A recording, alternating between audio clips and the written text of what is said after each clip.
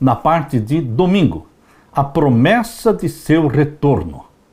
A promessa da volta de Jesus é fôlego, é oxigênio para a nossa vida espiritual.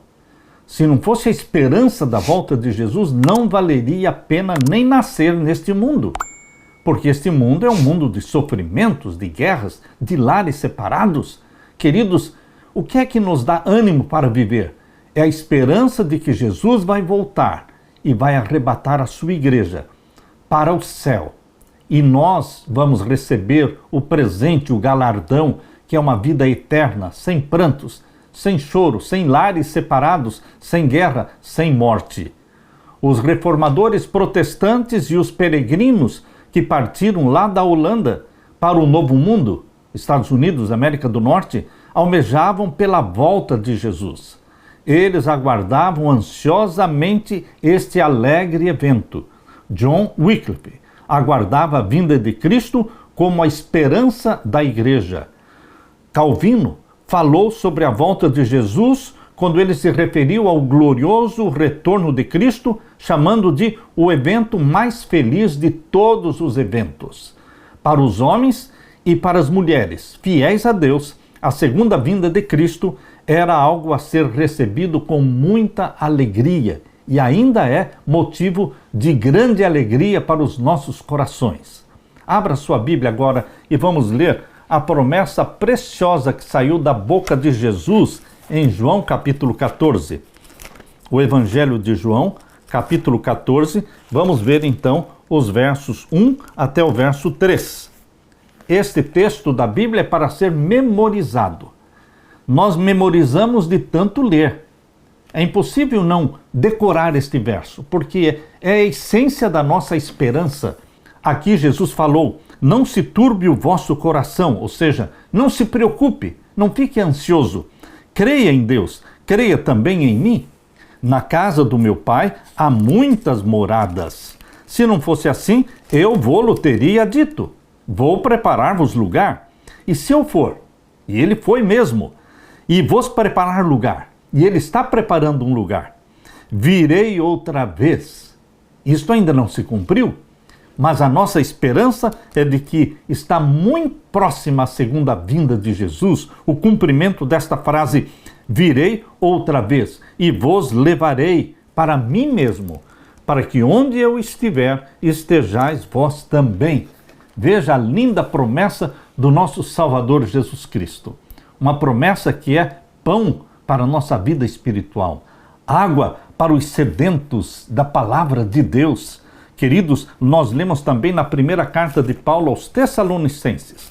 Abra sua Bíblia na primeira carta de Paulo aos Tessalonicenses. Vamos ver então o capítulo 4 e o verso 13 até o verso 18. Leia comigo. Não quero, porém, irmãos, que sejais ignorantes acerca dos que já dormem, para que não vos entristeçais como os demais que não têm esperança. Paulo está dizendo que aqueles que não têm a esperança da segunda vinda de Jesus, aqueles que não têm esperança de que os seus entes queridos serão ressuscitados, perfeitos, glorificados, aqueles que não têm esta esperança, eles vivem tristes. Tristes porque olham para a morte, olham para a sepultura como se fosse o fim de todas as coisas. Mas não é, querido amigo, meu querido irmão. A morte, a sepultura, não é o fim. Assim como a sepultura de Cristo não foi o último capítulo do cristianismo, porque o cristianismo é conhecido não pelo túmulo fechado, selado, onde Jesus estava sepultado. O cristianismo é conhecido como a religião do túmulo aberto, a religião da sepultura vazia, porque ele não está aqui, porque já ressuscitou, e ele subiu ao céu, e ele disse: eu virei, eu estou indo para o céu, mas eu vou voltar, e vou buscar vocês. Eu venho buscar vocês e levar vocês para mim mesmo. Portanto, meu querido irmão, não sejamos ignorantes com relação àqueles que já morreram, àqueles que já dormem. E o verso 14, porque se cremos que Jesus morreu, você crê que Jesus morreu por você? E que ressuscitou, você crê que Jesus ressuscitou por você e por mim? Ele morreu, ele ressuscitou. Assim também aos que em Jesus dormem. Aqueles que em Jesus morrem, crendo nele, Deus os tornará a trazer. Jesus trará à vida aqueles que morreram crendo nele. Queridos, a morte não é o fim para o crente, porque existe a ressurreição. E agora leia o verso 15. Dizemos-vos, pois, isto pela palavra do Senhor, que nós, os que ficarmos vivos para a vinda do Senhor, não precederemos os que dormem. Ou seja, os que permanecerem vivos até a volta de Jesus não vão para o céu antes dos mortos. Deus primeiro vai ressuscitar os mortos e depois os ressuscitados juntamente com os vivos transformados. Ou seja, um só povo, um só grupo, uma só igreja, um só pastor, um só rebanho, seremos arrebatados para o céu. Os ressuscitados glorificados e os vivos transformados no abrir e fechar de olhos. Nós seremos todos arrebatados, não vamos antes dos mortos. Vamos aguardar que Jesus ressuscite os mortos. É isso que Paulo está falando aqui no verso 15, 1 Tessalonicenses 4, 15. Dizemos-vos, pois, isto pela palavra do Senhor, que nós, os que ficarmos vivos para a vinda do Senhor, não precederemos, ou seja, não vamos antes deles, dos que dormem. E o verso 16, porque o mesmo Senhor descerá do céu, ou seja, Jesus Cristo, Senhor, o nosso Senhor, descerá do céu com alarido. Portanto, não virá em segredo, não é uma segunda vinda secreta. Ele virá e descerá com alarido e com voz de arcanjo e com a trombeta de Deus. E os que morreram em Cristo ressuscitarão primeiro. A Bíblia fala de duas ressurreições gerais. A primeira, dos salvos, dos que morreram em Cristo. E isto será na segunda vinda de Jesus, exatamente no início dos 1000 anos de Apocalipse 20.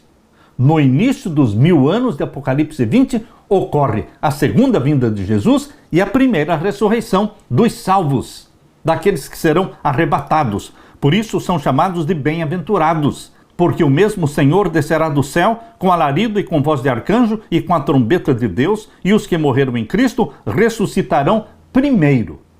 E os que estiverem vivos na segunda vinda de Jesus, eles serão transformados no abrir e fechar de olhos. Isso é o apóstolo Paulo que explica na primeira carta aos Coríntios, capítulo 15, versos 51 a 53. Ali diz que no abrir e fechar de olhos, os vivos serão transformados de mortais para imortais, de corruptos para incorruptos.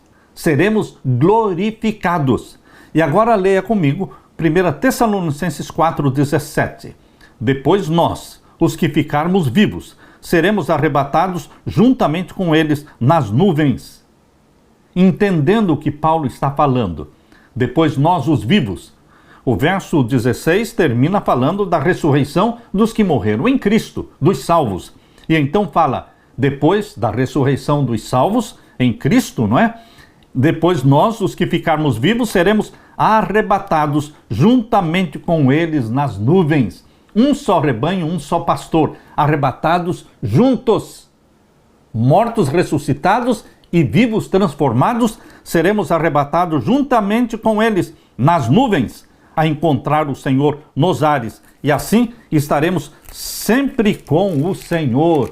Nunca mais vamos nos separar de Jesus. Verso 18. Portanto, consolai-vos uns aos outros com estas palavras. Estas palavras realmente nos confortam, nos consolam. Agora eu quero ler com você também o que está em Tito. Tito, capítulo 2, e os versos 11 a 14. Abra sua Bíblia, Tito, capítulo 2, e os versos 11 a 14. Porque a graça de Deus se há manifestado, trazendo salvação a todos os homens, ensinando-nos que, renunciando à impiedade e às concupiscências mundanas, vivamos, neste presente século, sóbria e justa e piamente, aguardando, veja aqui o verso 13, aguardando a bem-aventurada esperança, a bendita esperança e o aparecimento da glória do grande Deus e nosso Senhor Jesus Cristo. Aqui Paulo está falando que a segunda vinda de Jesus é a bendita esperança, o aparecimento da glória do grande Deus e nosso Senhor Jesus Cristo. Jesus Cristo é Salvador, Jesus Cristo é Senhor, Jesus Cristo é Deus. Faz parte da divindade, Pai, Filho e Espírito Santo.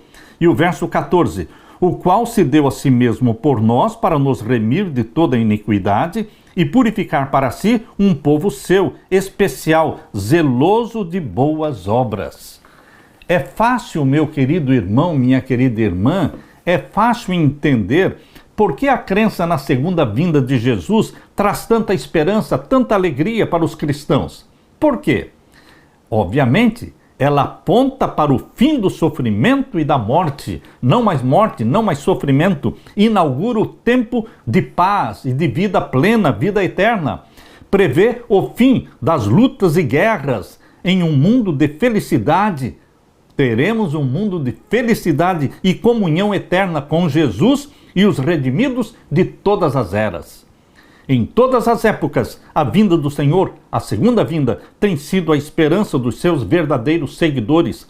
A última promessa do Salvador, no Monte das Oliveiras, de que ele viria outra vez, iluminou o futuro aos seus discípulos, encheu o coração deles com uma alegria e uma esperança tão grande que as tristezas não poderiam apagar, nem as provações ofuscar.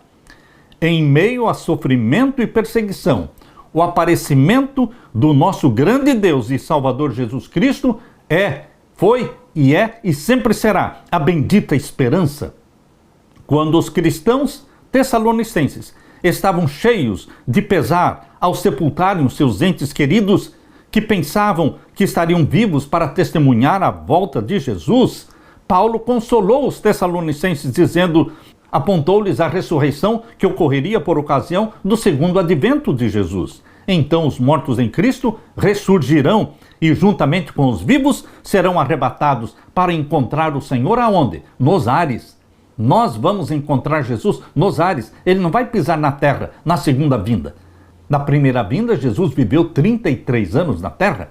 Na segunda vinda, ele nem pisa na terra, ele fica no ar. Nós seremos arrebatados para encontrá-lo nos ares, exatamente o que diz em 1 Tessalonicenses 4, verso 17.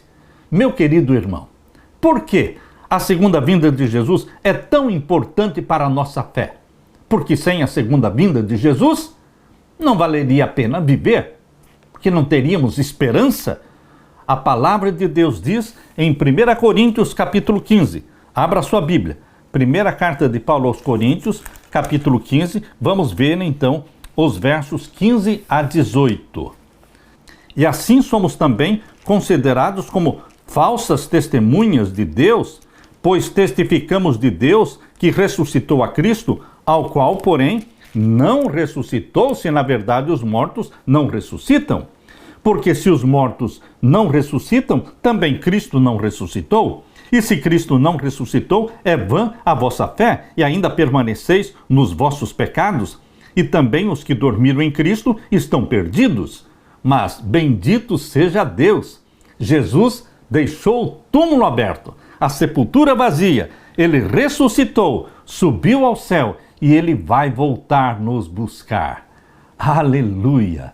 Alegre-se com esta bendita esperança. Jesus virá outra vez. Aleluia!